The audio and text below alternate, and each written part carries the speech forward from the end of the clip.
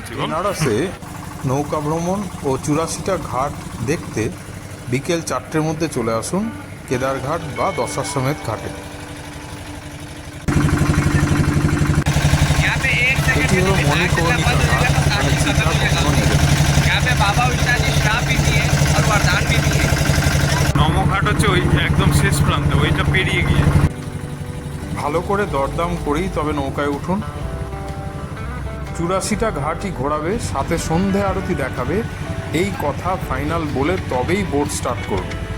সব ঘাট দেখিয়ে সন্ধেবেলা সন্ধে আরতি দেখিয়ে মোট 3 ঘন্টার প্রায় জার্নি আপনাদের এই নৌকা ভ্রমণে থাকবে।